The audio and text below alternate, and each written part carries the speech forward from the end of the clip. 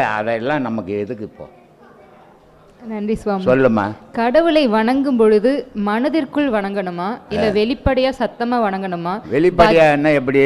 ஓ சாமி அப்படின்னா அந்த மாதிரி இல்ல, சில பேர் வந்துட்டு எப்படிமா வேர்ட்ஸை வந்து வாயால சொல்லியும் ப்ரே பண்றாங்க இல்லையா? அதுதான் இப்போ கத்தனேன் நான். அதுதான் இப்போ கத்தனேன். இந்த வருவான் கோயிலுக்கு, ஓ ஓ என்னடா இது ஆட மாடா மேய்க்குது. கடவுள்றாது புனிதமான பொருள். ஐயா அப்பான்னு வணங்கணும். அப்போது அதை அமைதியாக வணங்கணும் இல்லையா? அப்படி வணங்கதான் அது கடவுள் வழிபாடு. கத்தி வணங்கினா அர்த்தம் பார்க்கறதுக்கோசம் நீ கத்துறேன்னு அர்த்தம். கடவுள் வழிபாடு பண்ணல, மற்றவன் பார்க்கணுன்றது கத்துறேன்னு அர்த்தம் இல்லையா? கடவுள்ன்றது அமைதியான பொருள். அமைதியாக பண்ணணும் கடவுள். ஆரவாரத்தில் கடவுள் கிடையாது.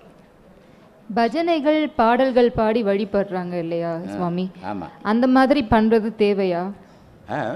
பஜனைகள் பாட்டு இதெல்லாம் சொல்லி கடவுளை ப்ரேயர் பண்றோம் இல்லையா? சரி, அதெல்லாம் தேவையா? அப்படி சினிமா நாடகம் இதெல்லாம் தேவையா? ஒவ்வொன்றும் டீச் பண்ணுது இல்லை, தேவையாது. எல்லாத்துலேயும் கற்றுக்கிற மாதிரியான விஷயம். அதுதான் நாடகம் பஜனை. எல்லாத்தையும் மக்கள் கற்றுக்கிறதுக்காக. அப்போ நாடகம் சினிமாலாம் கிடையாது. அதனால் எல்லா புராணங்களையும் ஒரு மனுஷன் தெரிஞ்சுக்கணுன்றதுக்காக நாடகங்க பஜனை எல்லாம் பண்ணாங்க. அது தவறு இல்லையா? இது தவறு இல்லை. இது அதுவாவது ஒழுங்காக பண்ணாங்க. இது ஒரு நாடகத்தில் கூட ஒருத்தன் பொண்ணு ஒருத்தங்கிட்ட இல்லையே. எல்லா குடும்பமும் கெட்டு போடும் போலுக்குது இந்த நாடகத்துங்கள பார்த்து. ஒரு அப்பாவுக்கு 4 பொண்ணு இருந்தால் 4க்கும் அப்பா கல்யாணம் பண்ண மாட்டார். அங்கங்கே ஓடி போய் கல்யாணம் பண்ணுது. வீட்டில் இருக்கிறவங்களாம் ஓடுவாங்க போலுக்கு. அந்த மாதிரி நாடகங்கள் இருக்குது. சோறு கேட்டால் நாடகம் பார்த்து வந்து போடுறான்றாங்க. அப்படி இல்லை இருக்குது இப்போ. அதனால் ஒவ்வொரு காலகட்டத்தில் ஒவ்வொன்றும் வளர்ச்சி. இப்போ நாடகம், அப்போ வந்து நான் மேடை நாடகம் இருந்தது இல்லையா? இப்போ டிவியில் நாடகம், ஸ்க்ரீனில் சினிமா, இதெல்லாம் வந்து ஆதியில் அதெல்லாம் கிடையாது. அதனால் ஊர் கூடி தெருக்கூத்து பஜனை பாட்டு இதெல்லாம் வச்சு கடவுளை அறியறதுக்கு வச்சாங்க. இது தவறு இல்லைன்னா அது தவறு இல்லை. சொல்லுமா. இறைவனுடைய அருள் அப்படின்னா என்ன? எதெல்லாம் இறைவனுடைய அருளாக நம்ம எடுத்துக்கலாம் சுவாமி? உன்னை காப்பாற்றுறது இறைவனுடைய அருள். நீ வாழறது இறைவனுடைய அருள். நீ சாகிறது விதியினுடைய அருள். நீ எது ஓணும் எடுத்துக்கோ. நீ இந்த உலகத்தில் வாழணும்னா உயிர் ஓணும். உயிர் இல்லைன்னா நீ வாழ முடியாது. அது இறைவன். அதனுடைய அருளால் தான் நீ உலகத்தில் வளர்த்தின்னு வர, எல்லா செயலும் செய்துன்னு வர. அப்போ இறைவனுடைய அருள் இது. மரணம் வந்து விதியினுடைய முடிவுன்னு எடுத்துக்கணும். சொல்லு. அவதாரங்கள் அப்படின்னு எடுத்துக்கிட்டா எல்லாமே வடநாட்டில் நடந்ததாவே புராணங்கள் சொல்லப்படுது. தென்னாட்டில் அந்த அளவுக்கு சொல்லப்படலை. இதுக்கு என்ன காரணமாக இருக்கும் சுவாமி? காரணம்னா, இப்போ டிவியை திருப்பினீங்கன்னா வடநாட்டு டிவி தென்னாட்டு டிவின்னு இருக்குது இல்லை? வடநாட்டு டிவியை திருப்பினீங்கன்னா புராண கதைகள் போடுவான். சமூகமும் சமுதாயமும் நல்லா இருக்கும். தென்னாட்டு டிவியை திருப்பினீங்கன்னா 1000 கதைகள், எதுக்கு அதை சொல்கிறான்னு தெரியாத கதைங்களாக இருக்குது. மந்திரக்காரன் வரான், திடீர்னு மந்திரம் பண்ணுறான், தந்திரம் பண்ணுறான், பேய் வருது திடீர்னு, அப்புறம் வேறு இதில் போயிட்டான். அப்போது இந்த மாதிரி கதையை எழுதி காசுக்காக போட்டுங்கிறான். வடநாட்டில் என்ன பண்ணுறான், இந்த புராண கதையை விளம்பரப்படுத்தணுன்றது புராண கதையாக போடுறான். அதனால் இங்கே புராணத்தை எவனும் தொடர்றது இல்லை. ஆனால் வடநாட்டில் இருக்கிற மகாபாரதம் தென்னாட்டில் எவனா எழுதுனானா வடநாட்டில் இருக்கிறது தான் போட்டான் டிவியில். ராமாயணம் இங்கே இருக்கிறவன் போட்டானா வடநாட்டில் இருக்கிறவன் தான் போட்டான். ஏன்? சமூகம் உண்மையை தெரிஞ்சுக்கணும், இப்படிலாம் நடந்துருக்குதுன்றதுக்கு போடுறான். இவன் சமூகத்தில் இல்லாததை இவனாக ஒரு கற்பனையில் எழுதி இவன் அவங்க கூட போடுற, அவன் இவனை கொல்றது. எத்தனை வாட்டி தான் ஒருத்தனை கொல்லுவாங்க, எத்தனை வாட்டி தான் ஒருத்தன் உயிராக வருவான்னு தெரியல நாடகத்தில். அது மாதிரி நாடகங்களை போட்டுக்கிறான். அதனால் மக்களுக்கு என்ன தெரியுதுன்னா, இந்த புராண கதைகள்லாம் வடநாட்டை சார்ந்தது, இந்த மாதிரி உதவாத நாடகங்கள்லாம் தென்னாட்டை சார்ந்தது அப்படின்னு தெரிஞ்சுக்கிறாங்கம்மா. சொல்லுங்க. நன்றி சுவாமி. இப்போது நம்மளுடைய முன்னோர்கள் இறந்தவர்களை வைத்து பூஜை செய்கிறது பண்ணிட்டு இருக்கோம். அது சரியா சுவாமி? அப்படி செய்யாட்டினா நமக்கு ஏதாவது சாபம் உண்டாகுமா? ஒரு ப்ராப்ளமும் வராது. ஆனால் செய்யணும். ஏன் செய்யணும்? கல்யாணம் ஆகிடுச்சா உங்களுக்கு? குழந்தைங்க இருக்குதா? எத்தனை குழந்தைங்க இருக்குது? ஒரு குழந்தை. ஒரு குழந்தை தான் இருக்குதா? எவ்வளோ வயசு? 4 வயசு. 4 வயசு. இப்போ ஒன்றும் தெரியாது, அது பச்சை மண் அது. இப்போ உங்களுக்கு 2 பிள்ளைங்க இருக்குது. உங்கள் அப்பா அம்மா இறந்துட்டாங்க, அவங்களுக்கு நீ பூஜை பண்ணுற. இந்த பூஜையால் அவங்களுக்கு ஒரு பலனும் கிடையாது. ஆனால் இந்த பண்ணுற பூஜையை உன் பிள்ளைங்க பார்த்துக்கினே இருக்குது. நாளைக்கு நீ இறக்க போகிற, உனக்கு பண்ணுறதுக்காக அதை வழி காட்டிக்கின்னு இருக்கிறேன்னு அர்த்தம். செத்தவங்களுக்கு அதனால் ஒரு பயனும் கிடையாது. இருக்கிறவன் தெரிஞ்சுக்கிறதுக்காக காட்டுறது தான் அந்த பூஜை புனஸ்காரங்கள்.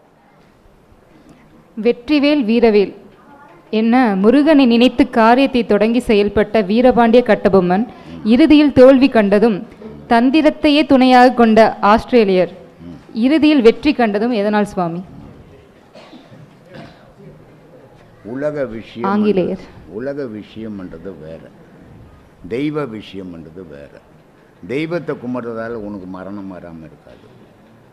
ஆங்கிலேயர் இங்கே வரும்போது அவன் அணுகுண்டு ஏற்றுன்னு வந்தான். நீ இவ்வளோண்டு கத்தியை வச்சுக்கணும், டப்ப டப்ப டப்பா நீனா அவன் டும்மு டும்முன்னு சுட்டுட்டு போட்டான். அதுக்கு கடவுள் வந்து முன்னாடி நிற்க மாட்டார், சுடு நான் நிற்கிறேன் நீட்டு. அதனால் கடவுள் வழிபாடுன்றது வேறுமா, நம்ம உலக வாழ்வுன்றது வேறு. இடம் பிடிக்கிறதுக்காக வந்தவன் வெள்ளைக்காரன். அதனால் இந்த மன்னரங்கள்லாம் சேர்ந்து வாழலை. ஒருத்தன் இவனுங்களே காட்டி கொடுத்துக்கினானுங்க. எட்டையப்பன் யார்? கட்டபொம்மனை காட்டி கொடுத்துருவேன் இல்லையா? இப்படி தமிழ்நாட்டில் வாழ்ந்த மன்னர்கள்லாம் ஒருத்தன் எதிர்த்தான், ஒருத்தன் காட்டி கொடுத்தான். நவாப்பு என்ன பண்ணான்? காட்டி கொடுத்தான். அப்போது இப்படி காட்டி கொடுக்கும்போது எதிரிக்கு வசமாக மாட்டிக்கிச்சு. இதுக்கும் கடவுள் வழிபாட்டுக்கும் சம்மந்தமே கிடையாது. இதை வந்து கடவுள் வழிபாட்டில் சேர்க்கக்கூடாது. சேர்த்தோம்னா நம்ம அறியாமையில் இருக்கிறோன்னு அர்த்தம். அதனால் கடவுள் வழிபாட்டு, கடவுளை கும்பிட்டுட்டா நான் சாக்க மாட்டேன். கடவுளை கும்பிட்டா இப்போ இந்த கிரிக்கெட் விளையாடுறாங்க தெரியுமா? தெரியும். எல்லாரும் சேர்ந்து இந்தியா ஃபுல்லாக பூஜை பண்ணாங்க, இந்தியா ஜெயிக்கணும். இவங்க பண்ணதால் அவங்க இந்தியா தோற்று போச்சு. அதனால் இந்த பூஜையெல்லாம் பண்ணுறது என்கிட்ட வருவாங்க, சாமி எனக்கு வீசிங் இருக்குது, நான் இங்கே வந்தால் சரியாக போடுமா, வராதுன்றது. ஏன்னா அவன் கடவுளை தேடணுன்னு வரல, அவன் உடம்பு நல்லாகணும்னு வர. அதுக்கு டாக்டர் இருக்கிறார். போ, கடவுளை தேடணுன்னு வீசிங் இருக்குதோ குஷ்ரோகி இருக்குதோ எது இருக்குதோ, நான் கடவுளை தேடணுங்கன்னு வந்தீங்கன்னா எல்லாம் சரியாக போகும். அது மாதிரி இது வந்து வெற்றி தோல்வி. இப்போ நீ உனக்கு கடவுள் வழிபாடு பண்ணி நீ ஜெயிச்சின்னா அவன் கடவுள் வழிபாடு பண்ணி அவன் ஜெயிக்க மாட்டானா? அதனால் இதெல்லாம் சும்மா ஊர் மேட்சுக்க காட்டுற விஷயங்கள். நிஜ வாழ்வுன்றது வேறு. அதனால் வெற்றி தோல்வி வந்து மக்களோட போகிறது, அதுக்கும் கடவுளுக்கும் சம்பந்தம் கிடையாது. கடவுள் வந்து ஆண் பெண் எல்லாருக்குமே பொதுவானவர்னு சொல்கிறோம். இப்போது ஒரு குறிப்பிட்ட ஒரு கோயிலுக்கு பெண்கள் போகக்கூடாது அப்படிங்கிறாங்க. அது எந்த காரணத்துக்காக இருக்கும்? கடவுள் எங்கேயாவது சொல்லிக்கிறாரா நீ பெண்ணு நீ ஆணு நீ வரலாம் நீ வரக்கூடாது? கடவுள் சொன்னாரா? கடவுள் எங்கேயுமே சொல்லலை. கடவுள்கிட்ட எப்படின்னா எல்லா உயிரினமும் ஒன்று தான், மனுஷன் மட்டும் இல்லை, எல்லா உயிரினமும் கடவுளுக்கு ஒன்று தான். ஆனால் மனுஷனுக்கு மனம்னு ஒன்று இருக்குது தெரியுமா? அது வந்து நீ ஏற்றத்தாழ்வு, நீ பெண்ணு நீ வரக்கூடாது, ஆணு அவர் வரக்கூடாது, பணக்காரன் நீ உள்ளே வரலாம், ஏழை வெளியே நிற்கலாம், இதெல்லாம் மனுஷன் பண்ணுற வேலை. இறைவன் பண்ணுற வேலையே கிடையாது. இறைவன் அந்த வேலைக்கே போக மாட்டான். இறைவன் படைப்பு எல்லாமே. அதனால் இப்போ 4 குழந்தை பிறந்து போச்சு, உனக்கு 3 குழந்தை நல்லா படிச்சுட்டு நல்லா இருக்குது, ஒரு குழந்தை படிக்கலைன்றதுக்காக அது உன் குழந்தை இல்லைன்னு சொல்லிடுவியா? சொல்ல மாட்டேன். ஏன்னா பெற்றது நீ. அதே மாதிரி இறைவன் படைச்சது அவன்.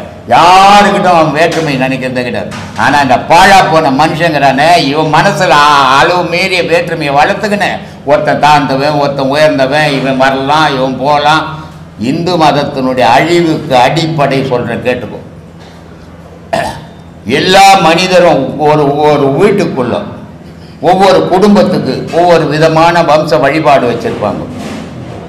அந்த ஜாதிக்கு ஏற்ற மாதிரி தாலி வச்சுருப்பாங்க, அந்த ஜாதிக்கு ஏற்ற மாதிரி செயல் வச்சுருப்பாங்க. அது செய்யலாம், தவறில்லை. அதை அவங்க குடும்பத்துக்குள்ளே செய்துக்கலாம். ரோடுக்கு வந்துட்டீங்கன்னா, கோயிலுக்கு வந்துட்டீங்கன்னா ஜாதி மதம் இனம் குலம் கோத்திரம் எதுவும் இருக்கக்கூடாது. ஏன்னா அது ஒரு பொது பொருள், யாருக்கும் உரிமையான பொருள் இல்லை, உலகத்துக்கே உரிமையான பொருள். அப்படிப்பட்ட உலகத்துக்கு உரிமையான பொருளை வழிபட எல்லாருக்கும் உரிமை உண்டு. ஆனால் அங்கே வந்து மனுஷன் ஜாதியை காட்டி ஒருத்தனை வெளியே நில்லுன்னும் போது அவனுக்கு மரியாதை கெட்டு போகுது, அவன் அசிங்கப்படுறான், அவமானப்படுறான். அப்போ அவன் என்ன யோசிக்கிறான்?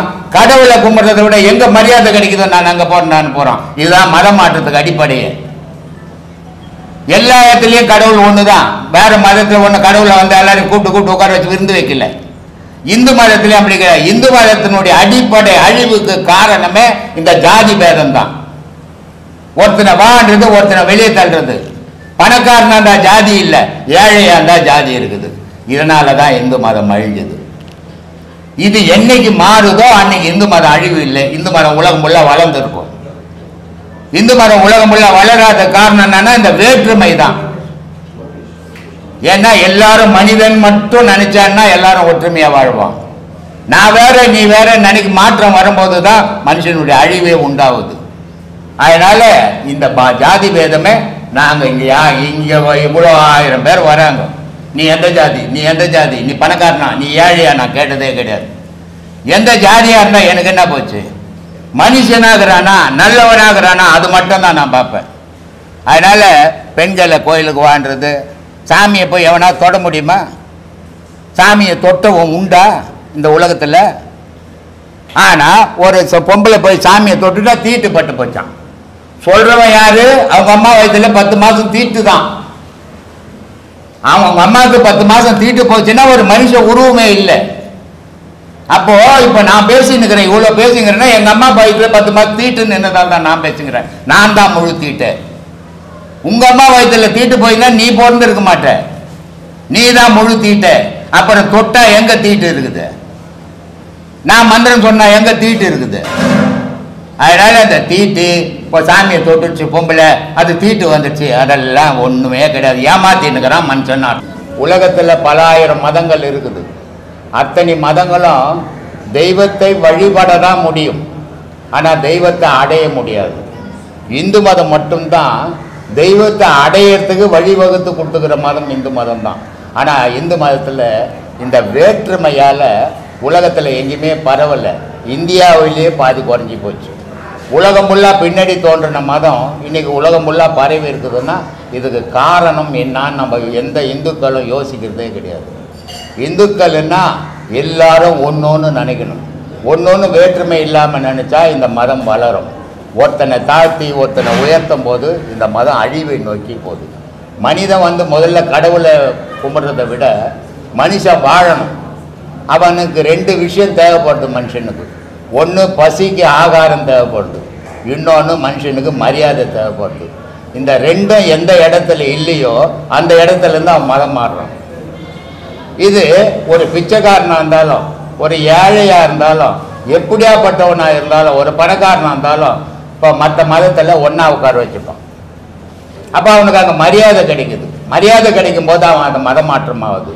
இவன் எந்த ஜாதியாக இருந்தாலும் பரவாயில்ல, பணக்கார ஜாதியாக இருந்தால் ஒன்றா சேர்ந்துக்கிறான். ஆனால் வேற ஜாதி ஏழையாக இருந்தான்னா அவனை உள்ளவே சேர்க்கறதில்ல. வீட்டு உள்ளவே சேர்க்க மாட்டான், கோயில் உள்ளவும் சேர்க்க மாட்டான்.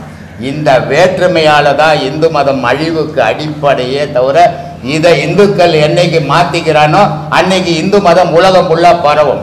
இந்து மதமான மதம் மாதிரி ஒரு புனிதமான மதம் உலகத்தில் எதுவும் கிடையாது. எல்லா மதங்களும் உண்டு, எல்லா மதங்களும் நல்ல மதம் தான். எல்லா மதங்களும்